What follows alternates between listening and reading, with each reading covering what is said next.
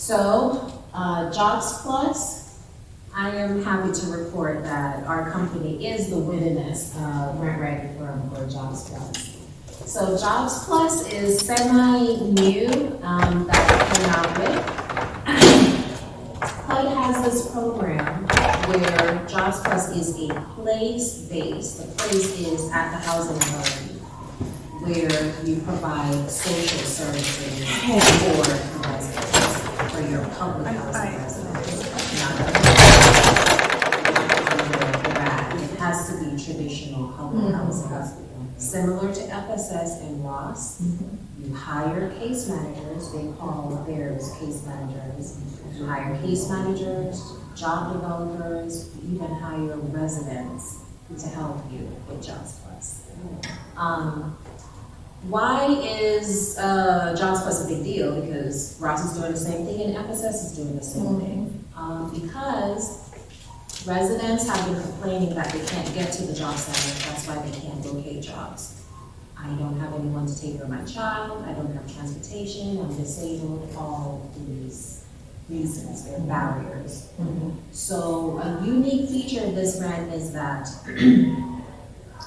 the housing authority partners with their local job center and legalize it in an MOU, a memorandum of understanding, and brings the job center to the site. So the job center can have staff there, everything there, right? Wow. So that is the unique feature, because if I brought the database of jobs and the job developer and the case manager to your front door, you have no reason now not to search for a job, right?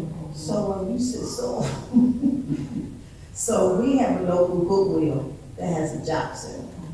So you're telling me that we can partner with Goodwill and have a person that works with Goodwill on our housing authority? If they are a local one-stop shop, not every job center that you see is an actual recognized local one-stop. But if they show up on their website as a local one-stop, then yes. But I'm gonna answer all the questions at the end, okay? Eligible applicants, public housing authorities, you have to have a minimum of 200 public housing units, not on their chat, not converted to RAD. These units must have a minimum 40% of no earned income showing in PIC, because the main feature of this grant is to get the residents jobs, jobs plus. So 20%, 200 minimum public housing units, 40% showing no earned income in PIC. The residents can have income, just not earned income. So they can have disability, alimony, all these different things, just not earned income, non-child, non-rush. Okay, how much can you get funded? So if you have between 200 and 400 units, you can get 2.3 million. If you have 401 to 600 units, you can request 3 million. If you have 601 units or more, you can request 3.7 million. I haven't broken into the 3.7 million yet. It is my goal this year. And of course, whatever number you propose to serve in your application, a minimum of 40% must show no earned income. The period of performance is longer than Ross and Jobs FSS. It's 4.5 years. You get 6 long months of planning, where you get your community partners, hire your people, get your space, get everyone trained, and then you start promoting the program to enroll the residents into the program. So 6 months of startup, 4 years of actual program implementation.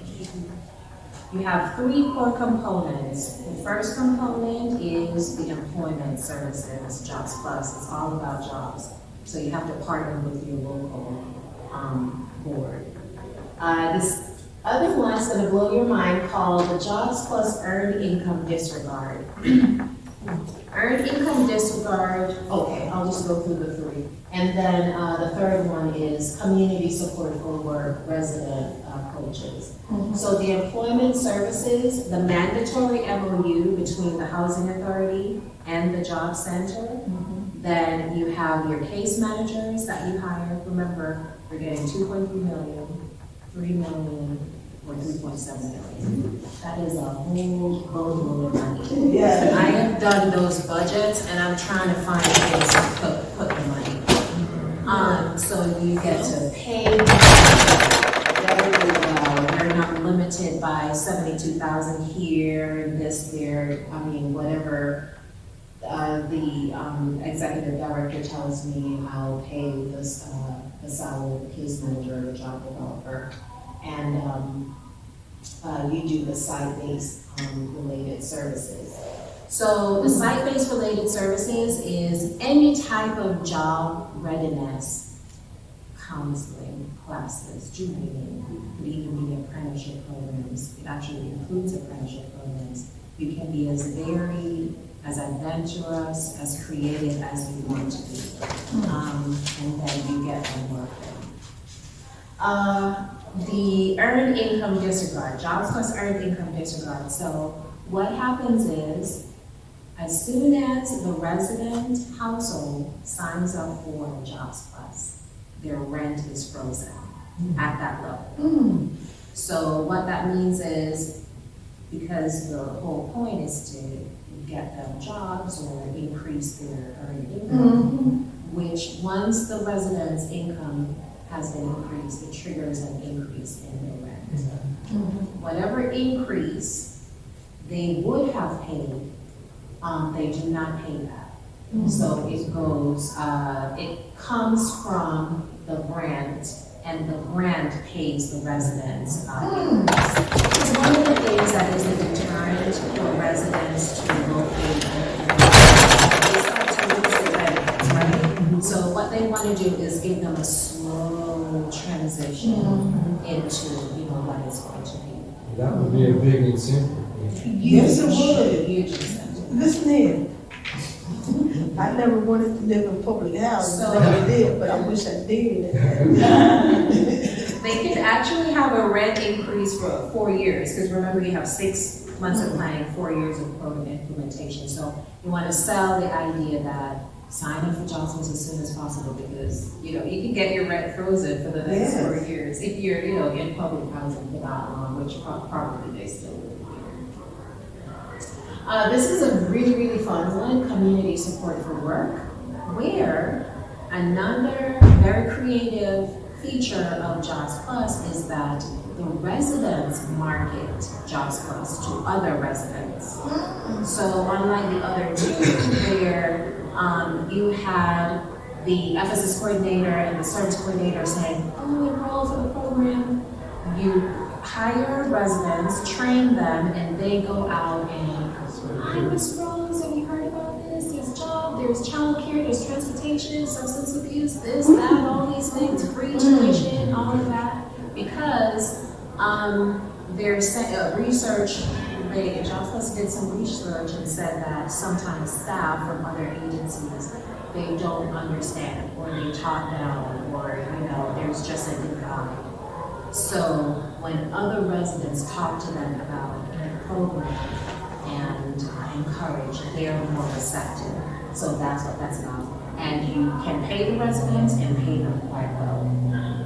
Also, this feature, they want you to be creative in that, do creative things, have barbecues, bounce houses. At the bounce house, you're passing out, job descriptions, telling people there's a job available here, sign up for the GED class, because it's such and such, sign up for this men's meeting, that men to men Mondays and Monday, you're a struggling dad and you want to come somewhere and voice your issues, come out and do things, so this program is good for that. So they want you to be non-traditional with the activities you're doing. And you said this program is out, how long? It's new? It's probably 5 years now that this program is out. Budget, so the project director's salary to oversee the entire program. So it has a project director, case manager, job developer. You can pay all your community partners. Community partners, they do so much. You send out to them and they provide all of this assistance. So you can actually finally a grant where you can compensate them and supportive services. You can pay the subsidized amount for the childcare, subsidized amount for the transportation. You can pay tuition assistance. You can give out, what's that thing called? I have to go luncheon, scholarships. You can do all different types of creatives. You can pay for their uniforms, exam fees. If a young lady or a young man gets a job as a certified nursing assistant, you can buy the scrubs and the boots and this and that. You can buy all of their books, their supplies. You can pay for everything. Plus 10% administrative costs, so that if the accountant has to do payroll now for this program, she can get a little increase. Any of the staff members there, they have to provide assistance and support to this program, they can get a little increase. So this program is nice. So these are the supportive services that we can provide. I did mention these already. I want to highlight financial ministries. One, even legal assistance you can provide, because some residents, they do have a record. So you can provide life skill classes. Any questions about Jobs Plus? Interesting, just so interesting. What happens after the rent has been frozen for that 4-year period? And Because you've heard of the escrow, right? well, you're paying the rent on their behalf, but now you're gonna stop and they have to now pay their full rent based on their new income. So how does that work for the resident? That is a very, very, very good question. Because what you're thinking in that 4 years is that with all this counseling, building their self-esteem, life skills, you would have built them up enough to know that they can do it on their own, that they don't have to live a subsidized life, that, we're helping them to get out there and to start flying. Because it is going to be a pain to now start paying everything themselves. What's going to happen? So one of the things that you have to build in is how are you going to work with them psychologically just to start stepping down off of their benefits and start taking on more responsibilities for themselves. So is Job Plus, can you connect them to different, so when somebody does go through this and their money goes in for those 48 months, that when they come out the program, they can step into an entry-level position or wherever they at the employer they can hire? Yes, because one of the things with Jobs Plus is you even connect with local employers to actually start hiring the residents. Right. So you actually even get extra points in your application if you partner with employers right away to start helping them with employment. Yes. Okay.